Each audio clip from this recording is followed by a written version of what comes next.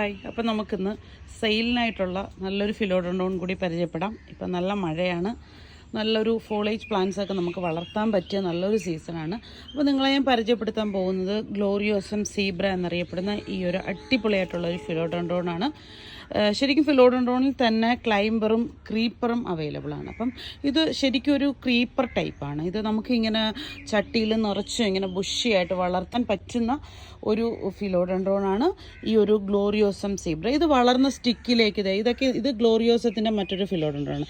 ഇത് വളർന്ന സ്റ്റിക്കിലേക്ക് പടർന്ന് മുകളിലേക്ക് പോകുന്ന ഒരു വെറൈറ്റിയാണ്. എന്നാൽ ഈ ഒരു വെറൈറ്റിയെ സംബന്ധിച്ചിടത്തോളം ഇതിങ്ങനെ നിറച്ചും നമുക്ക് കോർട്ട് യാർഡിലും അതുപോലെ തന്നെ വീടിൻ്റെ സിറ്റ് ഔട്ട് ഫ്രണ്ട് ഏരിയ പോർഷനുകളിലും പിന്നെ മരത്തിൻ്റെയൊക്കെ അടിയിൽ ഉണ്ടെങ്കിൽ മരത്തിൻ്റെ ചുവട്ടിലൊക്കെ നമുക്ക് സെറ്റ് ചെയ്യാൻ പറ്റുന്ന വളരെ മനോഹരമായിട്ടുള്ള ഒരു ഫിലോഡോണ്ടോണാണ് ഫിലോഡോണ്ടോൺ ഗ്ലോറിയോസം സീബ്ര. നിങ്ങൾക്കിപ്പം ഇവിടെ ഇരിക്കുന്ന കുറേ ചെടികളെ വെച്ച് നോക്കുമ്പോഴത്തേന് വളരെ ഐ ക്യാച്ചിങ് പവറുള്ള